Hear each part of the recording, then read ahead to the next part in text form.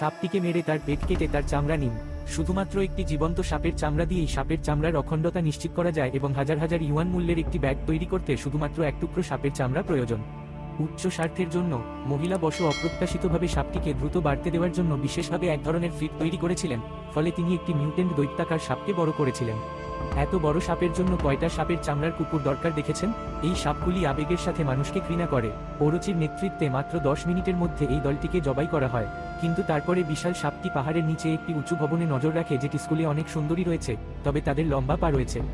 সুন্দর পায়ের শাড়ি অধীনে লুকানো আছে। স্কুলে সবকিছু স্বাভাবিক মনে হলেও অদৃশ্য কোণে ঠান্ডা বিষাক্ত সাপ হামাগুড়ি দিচ্ছে, এমনকি বাথরুমেও। এর চেয়েও ভয়ঙ্কর বিষয় হলো যে জঙ্গলে একটি 100 মিটার দৈত্যাকার অজগর একটি নতুন রাউন্ড শিকারের জন্য প্রস্তুতি নিচ্ছে। ওয়েল, আমি এখনো না।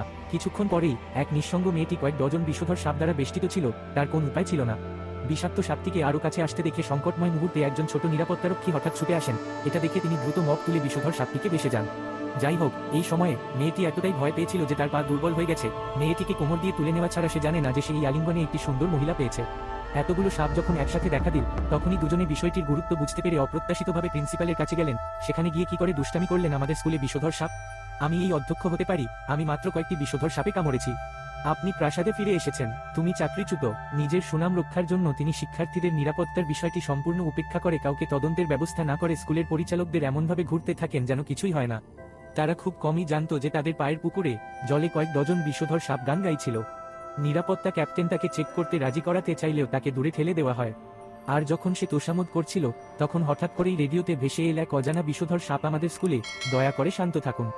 ছাত্ররা সঙ্গে সঙ্গে আতঙ্কিত হয়ে পড়ল, কিন্তু অধ্যক্ষের মুখ হঠাৎ বিভ্রান্ত হয়ে উঠল। তিনি জনসমক্ষে ঘোষণা করেছিলেন যে তিনি যে স্কুলটি পরিচালনা করেছিলেন সেখানে কখনোই সাপ থাকবে না, কিন্তু পরের সেকেন্ডে তার মুখে চড় মেরে দেওয়া হয়েছিল। এই সময়ে প্রিন্সিপাল শেষ পর্যন্ত বুঝতে পারলেন যে বিষাক্ত সাপগুলি সাপের রাজার কাছ থেকে আদেশ পেয়েছে এবং একই সময়ে একটি আক্রমণ শুরু করেছে। এমনকি সুইমিং পুলটিও অনাক্রম্য ছিল, মহিলা ছাত্রদের চিৎকার সর্বত্র ছিল, এমনকি লম্বা, সাদা এবং কোমল পায়ে।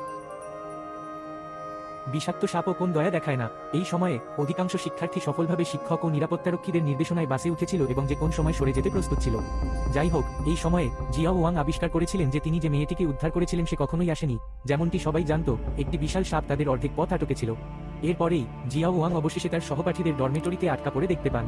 তিনি সবাইকে পার্কিং লটে নিয়ে যেতে চেয়েছিলেন, কিন্তু তিনি জানেন না যে তিনি দৈত্যাকার সাপ দ্বারা একটি জলখাবার হিসাবে চিকিৎসা করা হয়েছিল।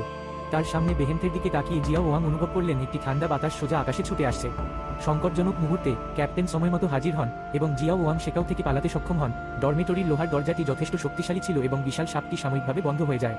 যাই হোক, তারা অন্য ডরমেটরি ভবনে আটকা পড়েছিল, যদিও এটি তাদের মহিলা সহপাঠীদের পাশে ছিল। মাঝখানে একটি বড় সাপ ছিল। এই সময়ে জিয়াও ওয়াং বিল্ডিংয়ের ছাদে তারগুলি দেখেছিলেন এবং অবিলম্বে তারা মহিলা সহপাঠীদের সাথে দেখা করার জন্য তারগুলি অনুসরণ করার পরিকল্পনা করেছিলেন এবং তাদের নিচে বড় সাপটি আটকে ছিল। তারা দুজনে দ্রুত মাঝখানে চলে আসে, কিন্তু তারা দেখতে পায় যে তাদের সামনে একটি ছোট ফুল রাস্তা আটকে আছে, কিন্তু একটি ছোট সবুজ ফুল তাদের পিছনে ছিল বড় পিণ্ড। সর্বোত্তম বিকল্প হলো বড় সাপটি আপনাকে গিলে ফেলতে দেওয়া। অন্তত এইভাবে আপনি আরও কিছুটা সুখে মারা যেতে পারেন।